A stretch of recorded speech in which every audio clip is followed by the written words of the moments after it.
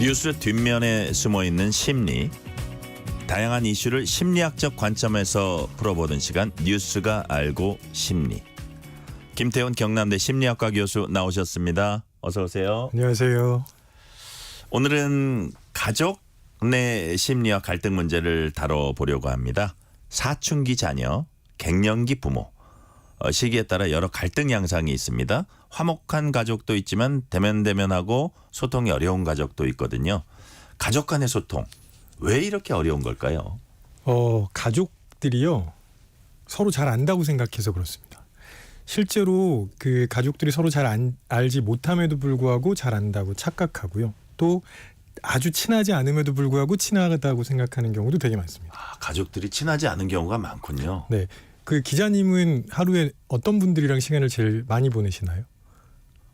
직장 동료나 친구들 아닌가요? 대부분 그렇죠. 예, 그게 죄송합니다. 아니, 그게 되게 자연스러운 건데 예. 그러다 보니까 사실은 나의 일상을 제일 잘 아는 사람들은 직장 동료일 가능성이 되게 높아요. 네. 그런데 우리는 가족이니까 서로 잘 안다고 생각했죠. 이것 때문에 갈등이 폭발한 게 바로 코로나19 때입니다. 그랬어요? 네, 갑자기 서로 많은 시간을 함께 보내기 시작했어요. 그러니까 네. 이전에 보지 않던 것들이 보이기 시작하고, 야, 너 너무 게임 많이 하는 거 아니야? 이런 말씀들을 부모님이 하시게 되고, 그래서 나 게임 많이 하는 거 지금에서야 알았어. 뭐 이렇게 되는 거네요. 네. 예, 예. 그래서 좀 내가 꼭 잘 알지 않을 수도 있다는 생각을 하셨으면 좋겠고요. 서로 잘 알지 못하면 아무래도 얘기하는데 조심스러울 수밖에 없거든요. 네. 그리고 불편한 대화도 잘 안 할 거고요. 근데 우리는 지금 그렇게 하는 것 같지는 않습니다.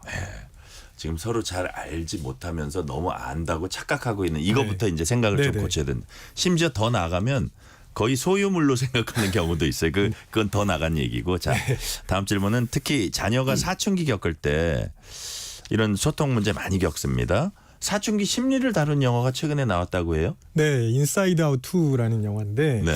이게 이제 원래 첫 번째 편이 나왔고 이번에 두 번째 편이 나왔는데요. 네. 이게 심리학적으로는 굉장히 의미가 있는 영화입니다. 그래요? 네, 왜냐하면 꽤 오랫동안 우리 인간이 무언가 생각하고 판단하고 결정할 때 이성적이고 합리적으로 하는 존재다, 이렇게 얘기를 해왔거든요. 네네. 근데 이제 지난 한 30-40년 정도의 연구 결과를 보면 그거보다 훨씬 더 중요한 게 감정이라는 게 밝혀지기 시작했습니다. 네. 그래서 이 영화는요, 우리 뇌 속에 있는 감정들이 실제로 어떤 역할을 하는지를 아주 상세하게 보여주고 있거든요. 이거 사실 일상에서도 많이 경험하실 거예요. 예를 들어서 점심 드시러 갈 때 만약에 짜장면과 짬뽕을 다 좋아하신다면 네. 결정하기 되게 어렵잖아요. 짬짜밥. 예. 그 여러 가지 음식 중에 결정하기 어려운 이유는 내가 그걸 먹었을 때 어떤 감정을 가지게 될 건지가 네. 명확하지 않을 때입니다. 옷 고를 때도 마찬가지고요. 그래서 이렇게 감정이 결정에 매우 중요한 역할을 하고요. 이걸 다르게 해석을 해보면, 왜 직장에서 우유부단한 상사들 있죠. 결정을 잘 못하는 상사들. 왜 그러냐면 내가 어떤 결정을 내렸을 때 직원들이 어떤 감정을 가질지를 예측을 잘 못하는 겁니다. 그러니까요. 네. 예. 자, 어른들도 다 사춘기 겪고 자라서 이제 저 때는 저랬지, 조금 이해는 해요. 네네네. 이해는 하는데 또 그렇지만 말 건네기도 어렵고 까칠한 자녀 보면 또 답답하기도 하고요. 청소년기에는 왜 이렇게 감정 변화가 심한 겁니까? 사춘기 자녀들이 예. 그런 감정을 느끼면서 그대로 표현하고 있는 거거든요. 근데 부모 입장에서는 당연히 받아들일 수 있는 게 있고 네. 그렇지 않은 게 있습니다. 그러니까 부모는 경험을 계속 누적하고 축적해 왔잖아요. 그러니까 내가 볼 땐 이건 적절하고 이런 건 별로 적절하지 않아, 이렇게 판단하고 있거든요. 그러면 부모 입장에서는 아이들이 이런 것들은 좀 잘 제어를 했으면 좋겠고 이런 것들은 그냥 해도 괜찮고 이런 게 있을 텐데, 문제는 청소년기가 이 제어 능력이 아주 완전히 발달했을 때가 아니라는 겁니다. 그러니까 우리 뇌에 보면 이 앞쪽 부분이 전두엽이고요. 네. 전두엽 안에서도 제일 앞쪽 부분이 전전두엽이라는 부분인데, 이 전전두엽이 충분히 발달을 해야 충동 제어력이 충분히 또 나타날 수 있거든요. 네. 근데 청소년기는 아직 그게 완성된 상태가 아니기도 하고요. 또 다른 측면으로는 사춘기라는 게 나만의 가치관을 형성하는 시기예요. 자의식이 생기고 내가 하는 생각 이런 게 생기는데 그게 자연스럽게 부모랑 충돌하게 되는 거죠. 네. 자, 그래서 뭐 15살, 16살 뭐 중2병이라고도 하는데 사춘기라는 건 지속이 보통 언제까지 됩니까? 거의 10대 끝난다고 보셔도 됩니다. 아, 그렇군요. 자, 그런데 자녀가 이렇게 불안을 겪을 때 부모도 똑같이 이제 불안할 수 있습니다. 그냥 지켜봐야 할까? 개입할까? 어디까지 개입할까? 말 걸었다 괜히 싸움이 생기지 않을까? 이거 어떻게 해야 합니까? 제가 보기에는요. 예. 일단 너무 아이 대하듯 하지 마시고 예.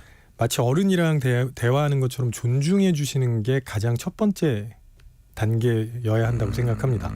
그러니까 아이들은 자기 말을 무시당하는 것 같은 느낌을 견디기 어렵거든요. 네. 네. 왜냐면 아까 가치관이 형성되는 시기라고 말씀드렸는데 그래서 그런 게 일단 제일 처음으로 좀 조심하셔야 되는 부분이고 그렇게만 하면 아이의 전혀 다른 모습을 발견하실 수도 있을 거예요. 네. 또 다른 측면 하나는 이제 심리학에서 접근 동기와 회피 동기라는 게 있거든요. 네. 접근 동기는 내가 원하는 걸 하고 싶어하는 동기고 회피 동기는 내가 원하지 않는 것에서부터 멀어지려는 동기입니다. 근데 사춘기 아이들은 하고 싶은 게 너무 많을 때고요. 네. 부모들은 안 했으면 좋은 게 너무 많을 때입니다. 예. 그러면 부모 입장에서는 회피 동기를 자꾸 생각하게 되고 그래서 자꾸 하지 말라고 할 수밖에 없습니다. 그렇죠. 예. 근데 아이들은 하고 싶은 게 너무 많기 때문에 왜 그러는지 이해를 잘 못하는 거예요. 근데 사실은 부모님들도 그 시기에 하고 싶은 게 많으셨었거든요. 예. 그래서 그걸 조금 이해해 주시면 어떨까 하는 생각이 듭니다. 근데 또 반면에 부모가 여행 가자 그러면 그건 같이 가는 건 아이들이 바라는 게 또 아니죠. 그런 경우가 되게 많잖아요. 예. 뭐 하자 그러면 싫어. 예. 안 해. 뭐 이런 경우 되게 많은데 그럼 아이들이 아무것도 안 하고 싶은 건가 오해하실 수 있는데요. 사실은 아이들이 자기가 하고 싶은 걸 이전에 표현했었을 가능성이 큽니다. 아, 그래요? 네, 부모님이 그거를 캐치를 못 하신 거예요. 그래서 어떤 일이 있었는지를 조금 보시고 네. 아이들이 얘기하는 건 사실은 거의 같습니다. 내가 이런 거 하고 싶어. 그런 의사를 좀 존중해 달라는 요구를 계속 하고 있는 거거든요. 네. 그렇다면 그 불안한 시기가 그냥 지나가는 건 아니고 좀 극복하려고 같이 노력해 주는 게 좋겠네요. 가족이. 그렇죠. 네. 네. 그 시기를 제대로 겪지 않으면 안 좋은 케이스가 발생할 수도 있는데 예를 들면 부모 말에 그냥 순종만 하잖아요. 소위 말하는 굿보이 신드롬 같은 게 나타날 수도 있습니다. 네. 그 저희가 오늘 다루려는 아주 중요한 내용 중에 하나가 네네네. 사춘기 자녀 대 네. 갱년기 부모 이건데 2458님이 중학교 다니는 아들보다 갱년기 남편이 더 힘듭니다. 작은 일에도 섭섭해하고 드라마 보며 우는 남편을 어찌해야 하나요? 찔끔찔끔. 아이고 제가 웃으면 안 되는데 죄송합니다. 네, 방송을 계속 지속하시죠 우리. 네. 예. 갱년기와 사춘기가 전쟁을 벌였을 때 어느 쪽이 이긴다. 이거는 와, 그건 정말 적벽 대전 아닙니까? 사실 어느 쪽이 이길지 잘 모르겠습니다. 예. 근데 확실하게 말씀드릴 수 있는 건 뭐냐면 네. 사람들은 갱년기는 알아서 극복하라고 얘기하고요. 사춘기는 도와줘야 된다고 생각합니다. 착각이에요? 갱년기도 도와주셔야 돼요. 예. 어른이라고 꼭 혼자서 그거를 극복할 수 있는 게 아니다. 그렇죠. 그런 말. 왜냐하면 사춘기는 그 변화를 겪으면서 성인이 될 준비를 하는 거라고 모든 사람들이 생각하잖아요. 그렇죠. 갱년기는 마찬가지로 호르몬 변화가 급격하게 오면서 그 다음 단계를 준비하는 시기거든요. 네. 근데 이거는 뭘 그렇게 해. 네가 알아서 의지력으로 극복하면 되지라는 말씀을 너무 많이 하시는 거예요. 당연히 도울 수 있으면 도와주셔야 되는 거죠. 그러니까 어떤 경우에는 사춘기 청소년보다 갱년기 부모가 더 심각한 상황일 수 있다. 요런 제가 뜻으로 좀 들리는데 네네. 그럼 이런 각도로 제가 질문해 볼게요. 사춘기 대 갱년기 심리 변화가 더 격한 건 둘 중에 어느 때인가요? 비슷하다고 생각합니다. 아, 비슷해요. 네. 예. 근데 아까 말씀드렸던 것처럼 갱년기에 어떤 변화를 겪는지에 대해서는 갱년기에 계신 분들도 잘 모르세요. 네. 그리고 주변에 있는 사람들도 잘 모르시고요. 근데 굉장히 많은 감정 변화를 겪고 계세요. 그래서 심리 치료를 좀 받을 필요도 있어요. 심하면. 네. 일단 호르몬 변화 때문에 나타나는 거거든요. 네네. 그래서 일단 의사 선생님들 만나셔가지고 그런 치료를 받으시는 것도 가능하고요. 그다음에 심리 치료도 가능한데 대표적인 건 이제 인지행동 치료라는 게 있습니다. 네. 인지행동 치료는 뭐냐면은 말 그대로 인지가 생각이거든요. 이거를 바꿔서 행동이 바뀌는 걸로 나타나게 해보자는 거고 네. 핵심은 지금 그리고 여기입니다. Here and now가 핵심이에요. Here and now. 그러니까 예전에 어떤 것들이 아니라 지금 이런 변화가 나타났고 그럼 내가 지금 이걸 어떻게 받아들일지에 대해서 같이 생각해보고 혹시 왜곡된 부분들이 있으면 찾아보고 적응에 도움이 안 되는 부분들이 있으면 바꿔 나가자는 거죠. 그래서 이제 특히 여성분들이 갱년기에 남성분들도 마찬가지긴 한데 호르몬 변화, 그다음에 신체적인 변화가 옵니다. 네. 그럼 그걸 갑작스럽게 받아들일 수 있다? 이건 말이 안 되는 거죠. 그러면 그분들도 그런 거에 적응할 수 있을 만한 시간과 여유를 드려야 되는데 그 연령대에 계신 분들이 그렇게 편하게 쉬실 수 없거든요. 그리고 모든 책임은 다 본인한테 있는 것처럼 느껴져요. 그러니까 너무 힘드신 거죠. 그러니까 자기 예를 들어서 갱년기에 자기 직장에서도 서바이버 해야 되고 네, 살아남아야 맞습니다. 되고 또 자식이 사고 치면은 그것도 가서 막아야 되고 네, 그렇죠. 뭐 여러 가지 있잖아요. 그래서 네. 그게 그렇게 편한 사람은 없다. 네. 그 갱년기 대 사춘기는 요 정도 하고요. 그러니까 그럼 우리가 앞으로 가족 내에서 함께 살기를 어떻게 해야 되나? 네, 그 네, 시간 한 3분 정도 남았는데 네. 거기에 집중할게요. 네.